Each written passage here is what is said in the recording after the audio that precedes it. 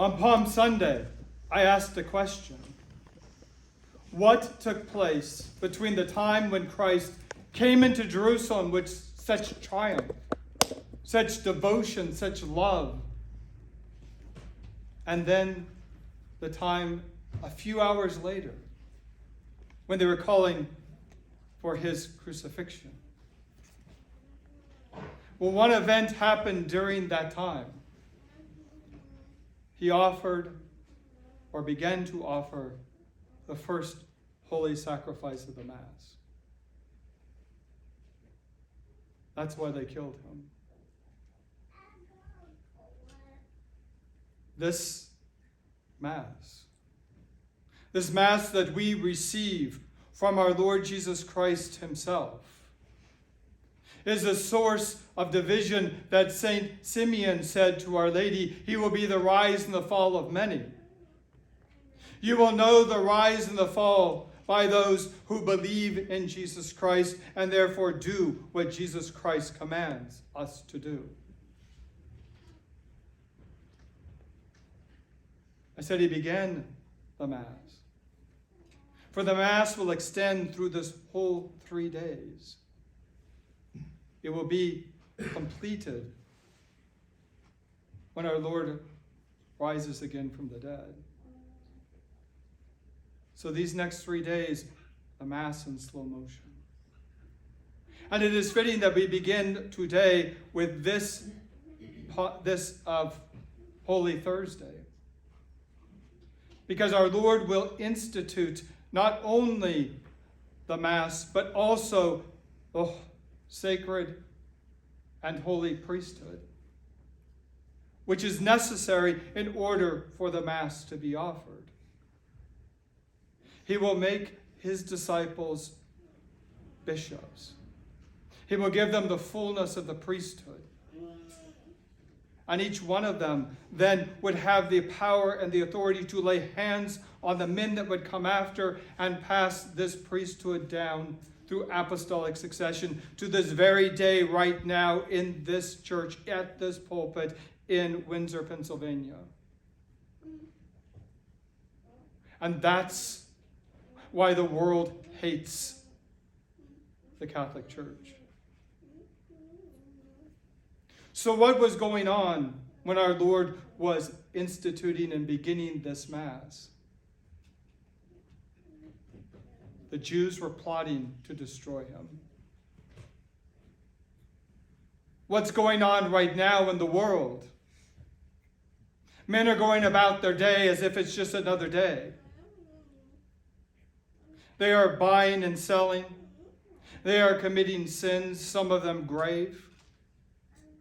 They are indifferent. And yet, you are here. This holy sacrifice of the Mass will continue even if no man, other than the one offering it, were here. It is perpetuated in time. We heard about the washing of the feet and how St. Peter said, "You will never wash my feet." And our Lord said, "If I do not wash your feet, you will have no part in me." And he immediately says, "Then not only my feet, but my entire self." That is the faith that we have to have, the devotion that we have to have.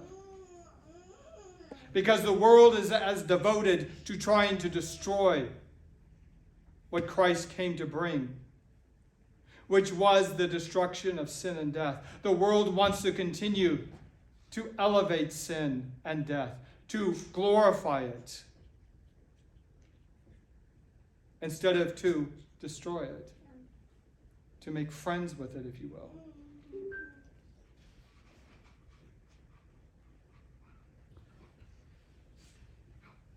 So what else is taking place?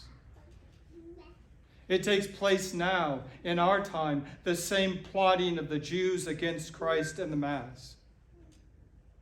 In our time, it took place when they gathered together the Second Vatican Council in order to plot the demise and the death of the Mass and of the holy priesthood.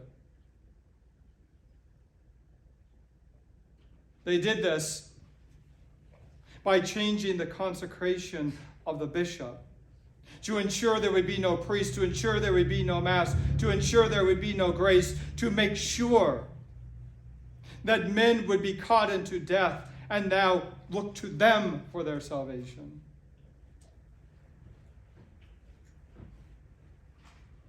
These men at the Second Vatican Council have a name. They were called Masons.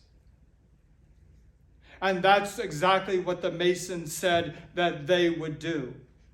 They would establish a one-world religion, a one-world government, and with a one-world economy. And that one world then would be a world that would overcome sin and death. This is all foretold in the book of the Apocalypse concerning the Antichrist, the one that would come. So today we begin this Mass. We begin this Mass which will take place on the altar, but it won't end as it never ends. That's why we have the last Gospel. It never ends, the Mass. It continues until the next day and the next and the next. But what are you doing? Where are you when all of that is taking place? Even if you're here, do you walk back into the world and become a part of it? Do you, like the Jews and the Masons of the Second Vatican Council, continue to plot the death of Christ and his church and of his priests? You see how the world has done it? The media campaign against priests. That was a media campaign that came from the Vatican itself. And right here in Pennsylvania, with the now present governor, was the one that brought this to the forefront. Have there been priests that have committed these sexual crimes? Yes. Very few of them. Very few of them. The media campaign was the world trying to destroy the priesthood. And today, it seems to have worked.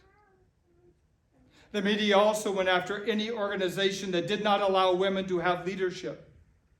The Boy Scouts, the Mormons. This is what it's about. It's about establishing the feminine over the masculine. But we stand here today with the office of the episcopacy, that of the apostles, with apostolic succession, apostolic mandate, and apostolic authority, just as Christ gave it to his apostles, all but one, Judas Iscariot. He had betrayed him. The men that have betrayed our Lord at the Second Vatican Council, they had the priesthood and the episcopacy because they had received it before the changes came. But what they didn't have was the office of Supreme Pontiff. That they sold for 30 pieces of silver.